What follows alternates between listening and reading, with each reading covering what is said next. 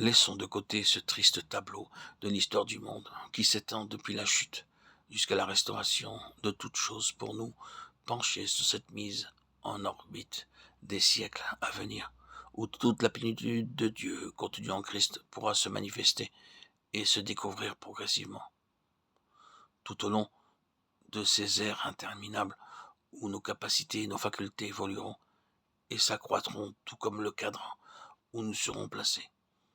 Voilà la véritable signification de la croissance spirituelle.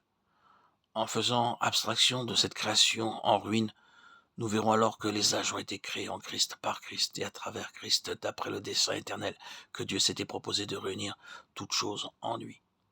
Ce plan ne se limite pas seulement au niveau de notre petite vie, de notre train-train quotidien ou encore de notre salut personnel, mais s'étend à ce vaste univers considéré à la lumière de la révélation, où tout est présenté à l'entendement spirituel de l'homme, par révélation, et où l'on invite celui-ci à s'emparer des choses révélées.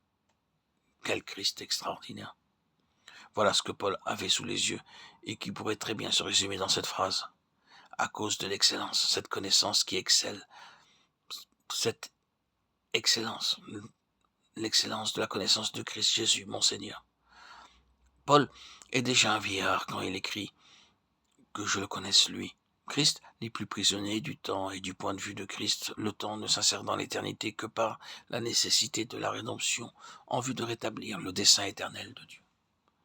Christ dépasse infiniment ce que vous et moi pouvons imaginer.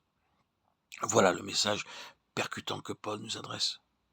Lui-même a commencé par cette approche étriquée d'un Messie juif et finira par un Christ allant bien au-delà de tout ce qu'il avait vu ou connu jusque-là, si bien qu'il poussera cette ultime exclamation, que je le connaisse lui.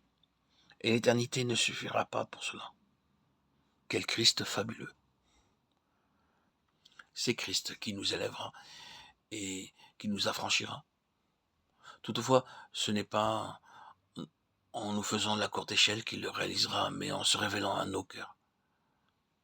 Comment Paul est-il parvenu à abandonner les vues étroites qu'il avait adoptées sur la personne du Messie? Eh bien, par une révélation de Jésus-Christ, et au fur et à mesure que sa révélation grandissait, l'apôtre était petit à petit libéré de ses chaînes. Nous n'avons besoin que d'une seule chose, connaître le Seigneur Jésus. Alors, toutes les futilités de ce monde disparaîtront quand nous le verrons, lui. Il en va de même pour tout ce qui est terrestre et passager. C'est alors que sur la toile de fond de nos vies se dessinera quelque chose de substantiel, capable de nous garder intacts dans les temps mauvais. Ainsi, nous verrons la grandeur de Christ et la grandeur du salut qui s'y rattache, selon son dessein éternel.